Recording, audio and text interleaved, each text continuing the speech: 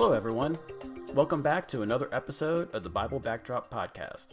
For this episode and the next, we're going to talk about the main religious and political sects of Jesus' time. For this episode, I'm going to focus on the Sadducees and Pharisees. Next episode, I'm going to talk about the Zealots and a little bit about the Essenes before talking about how they all affected Jesus' ministry. After these two episodes, I'm going to follow a suggestion by Anna, who is one of my regular listeners. She recommended a dive into the covenant, and I think a good way to look at that is how it ties into the Jewish feasts and festivals. This will probably take a few episodes, and I'm excited to see where it will lead. Well, now back to this episode. First, I like to give credit where it's due. Much of this information comes from the website Friends of Israel, and you can find them at foi.org. So where do we begin? Well, actually, it all starts with Alexander the Great.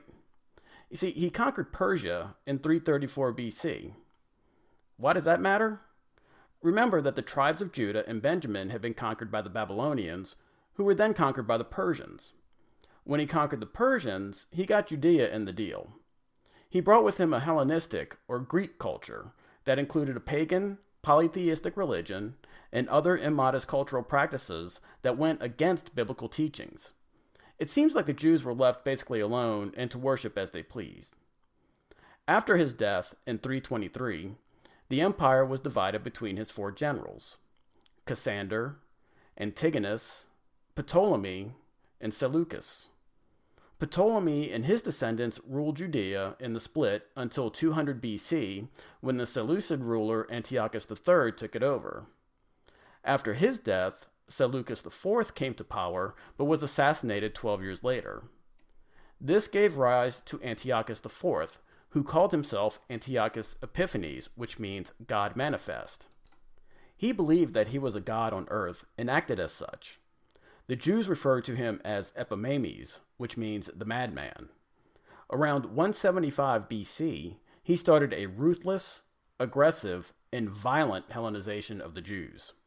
In 3 days' time, he murdered 40,000 Jews, enslaved another 40,000, and had mothers and children who had been circumcised thrown off the walls of Jerusalem. He forbade observation of the Sabbath and the feasts, and he desecrated the temple by offering a pig on the altar.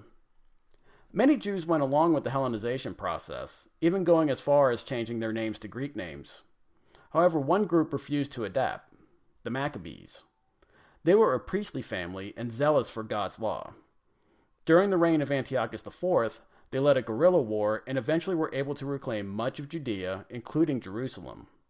They took back the temple and purified it, which is remembered each year during the festival of Hanukkah. The Maccabees became known as the Hasmonean dynasty, and we talk about them a little bit in the episode on King Herod. So I hear you asking yourself, what's the point of the story? From this time period comes the rise of the Sadducees and Pharisees. While they go in very different paths, they were both the result of this period of Jewish history and influenced by the Hellenization. We'll start with the Sadducees. These were aristocratic Jews who had accepted Hellenism into the Jewish culture. They made up the high priesthood, and their interests revolved around the temple. Along with the Pharisees, they formed the Sanhedrin, a council of 71 members that acted as a quote-unquote Supreme Court and interpreted religious and civil law. The Sadducees were considered culturally liberal and religiously strict. They believed in a literal interpretation of the Torah and accepted it as the only authority. This means that all the other writings and the prophets were not considered authoritative. Since they had this belief, they denied several doctrines such as spirits, angels, and the resurrection, since none of them are specifically defined in the Torah. Among the general population of Jews, they were not very popular. They were seen as elitist, aloof, and corrupt, and they were highly political. Most people did not like the mix of politics with their priests. What happened to them? In 70 AD, Jerusalem and the temple were destroyed by the Romans under their commander Titus to quell the Jewish revolt. Since they were an aristocratic priestly sect with direct ties to the temple, they were no longer needed and no longer had any functions. Basically, they simply disappeared from history. And this brings us to the Pharisees.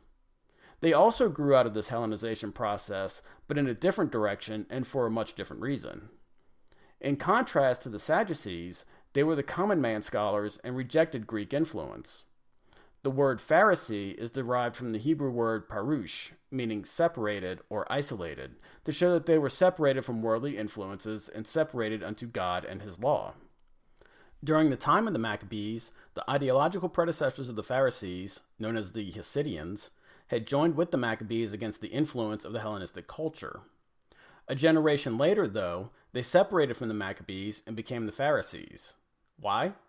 A few reasons. First, the Hasmonean dynasty combined the office of the king and high priest, a violation of Hebrew scriptures. Second, after being victorious, the Hasmonean dynasty, quote, declined into worldly pomp and Grecian ways, end quote. They felt this was a corruption of Judaism and Jewish culture. In contrast to the Sadducees, they believed in spirits, angels, the resurrection, the coming Messiah, and his kingdom on earth.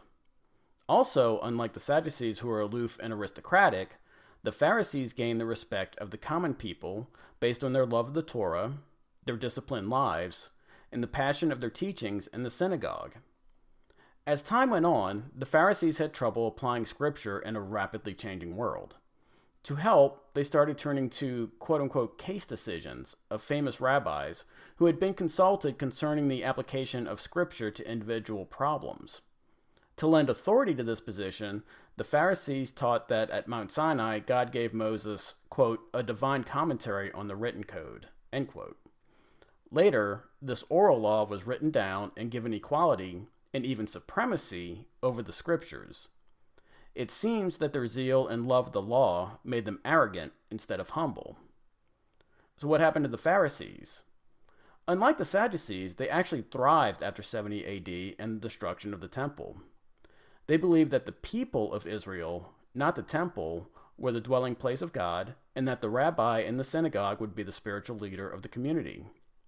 They also believed that the blood sacrifices would be replaced by fulfilling commandments, also known as mitzvot, and good works, known as masim tovim. This became known as Rabbinic Judaism and was wrapped around the oral law and not the temple. As a result, Judaism could spread throughout the world. On that note, it's time to close out this episode of the Bible Backdrop Podcast. Like I said, the next podcast will pick up with the Zealots and the Essenes, and we'll talk about their effect on Jesus' ministry. As always, thank you for listening, and if you like the podcast, please subscribe. If you haven't done so already, please enter a 5-star rating and review. If you have a suggestion and want to get in touch with me, you can email me at biblebackdrop@gmail.com. Have a great week.